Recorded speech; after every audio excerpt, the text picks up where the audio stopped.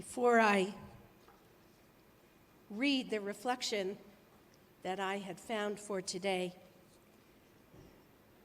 I just couldn't bring myself to leave on sabbatical without commenting on the events of this past week. If you are a woman in this country, no matter what your situation, no matter what your beliefs, your life changed on Friday morning when the Supreme Court overturned 50 years of precedent and cast aside Roe versus Wade, sending the issue of a woman's right to choose what happens to her body back to the states for jurisdiction. Now, I don't know how you feel. I know, and I hope you will indulge me, I know how I feel. Devastated doesn't even begin to cover it. Angry, oh yes. I'm still processing. I'm still trying to believe that this is real in 2022. And so I'm thinking today about all the women of America, our grandmothers and our great-grandmothers, and even ourselves, who spent their lives advocating and working for women's rights, and those of us who spent their high school and college years laboring for a woman's right to choose. And I'm thinking about all the young women among us, women of childbearing age, who are trying to make difficult and complex decisions, and now have to worry about whether or not they're criminal. I'm thinking about the men in our midst, of all the powerful men in Washington and elsewhere, who somehow are convinced that their beliefs should apply to everyone. And because they have the power to take rights away, they do it. And I'm thinking about all the amazing and wonderful men in our midst who are allies, who stand by their women, and who work just as hard for the rights of one or the rights of all. I'm thinking about all the boys of America, little ones like my grandsons, who are going to grow up with the continued myth that they really have no accountability in any of this. Once again, that message is passed on.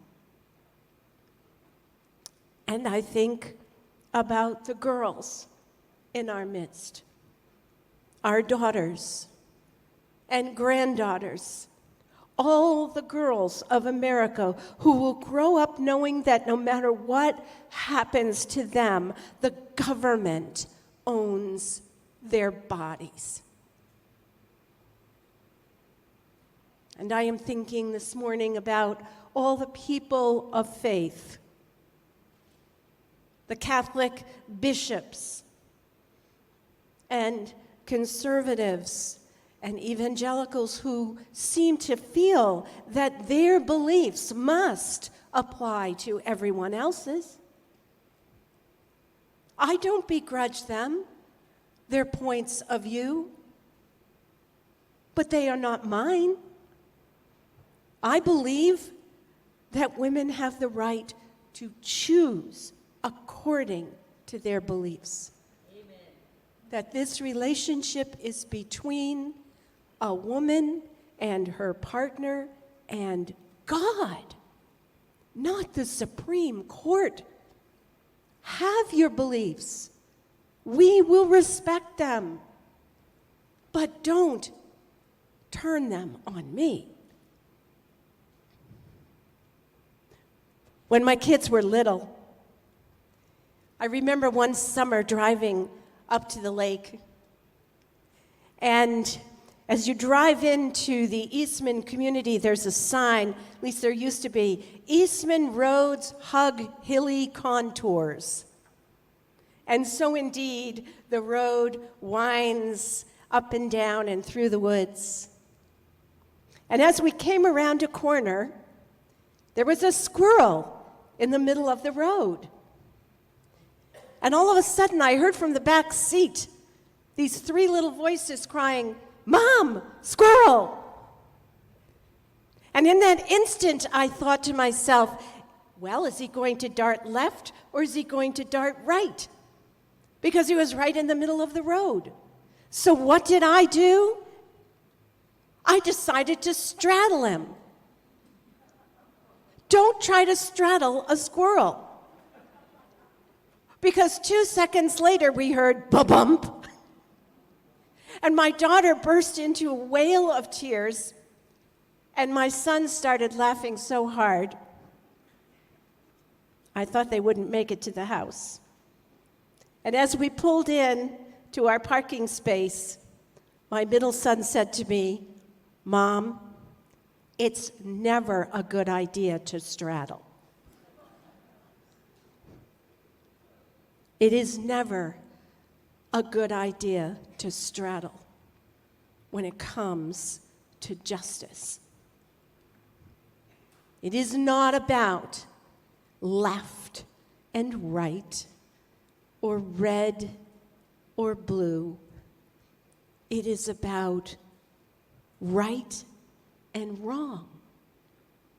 And it is not wrong. It is wrong to tell a woman that her body belongs to anyone but herself and God. Amen. So as we leave for the summer, as we say goodbye for a couple of months, I urge you to rest up, because on this open and affirming Sunday, you know who they are coming for next.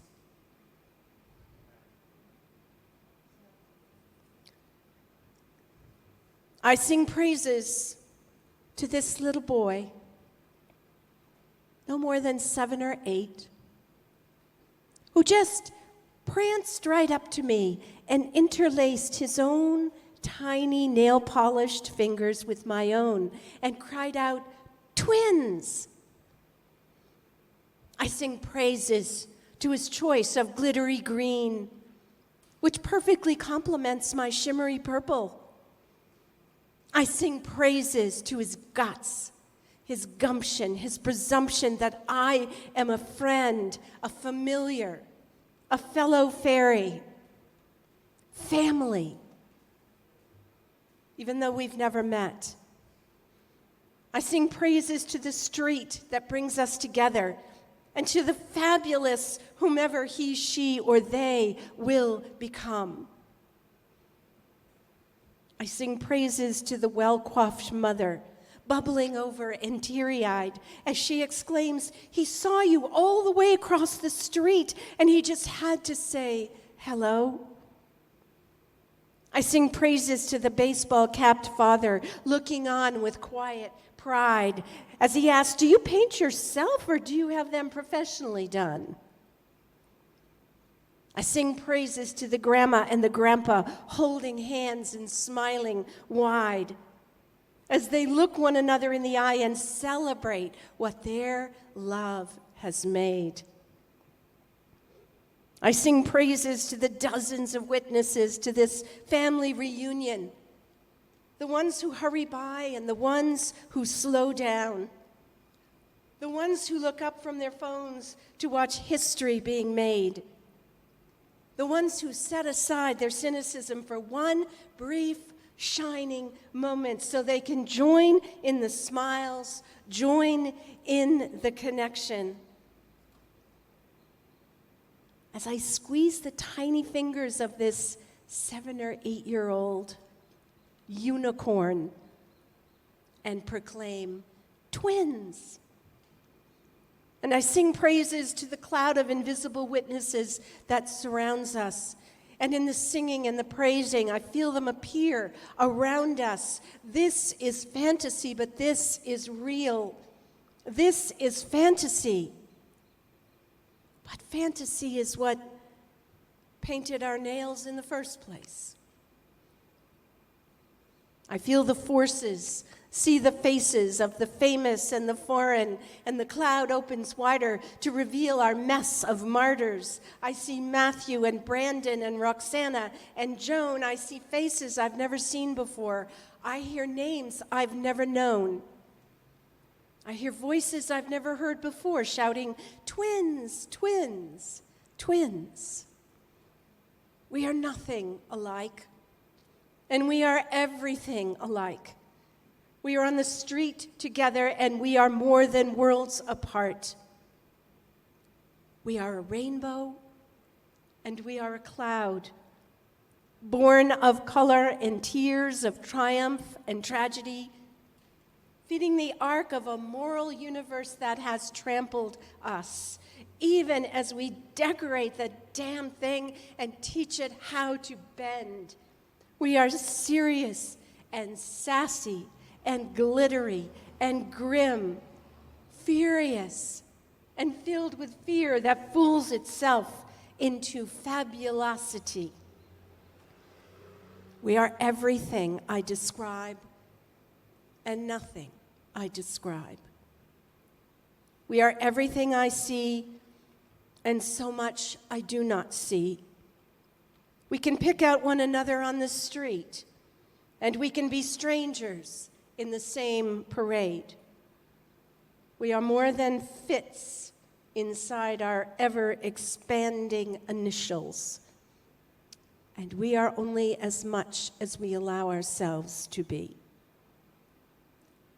We are a rainbow, and we are a cloud, bending and bursting, beautiful and terrifying. And I sing praises to the rainbow, and I sing praises to the cloud. I sing praises to the colorful progress, and I sing praises to the storm that shouts, progress is a myth.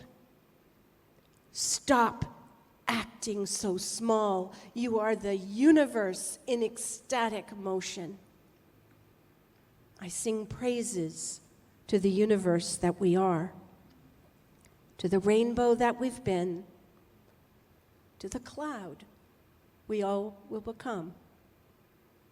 And I feel that word fizzing up inside me, though it often frightens me more than freeze, family. Family. I sing praises to this family that claims me for who I am and gently shoves me into who I can become. I sing praises to the saints who don't want to be saints, to the martyrs and heroes who ask for none of the notoriety. I sing praises to the bloodless ties that keep us afloat until the blood ties catch up. I sing praises to the clouds that cry out, families belong together. And I know that it means so much more than what some want it to mean. I sing praises to this fleeting moment on the street, a moment that begins with two nail-polished people and then prisms out, extending the rainbow, creating the cloud. We are twins and we are nothing alike. We are seeking a tribe and we are extending the tribe. We have so much to teach and we have so much to learn. We have eternal praises to sing and we have eternal thanks to give. Our greatest gift is the light of our color and the salt of our tears. As we recognize one another like children on the busy street and insist on saying, hello, I see you. I feel this between us, and I can't quite explain it. I sing praises to our gift of family recognition. And until all families bend to the love of difference, until this country bends to the love of family, I sing praises to this growing familial cloud, rainbow saints, painting paths for their yearning children. And I pray not with my own hands clasped together, but with my polished fingers interlaced with any other child I recognize.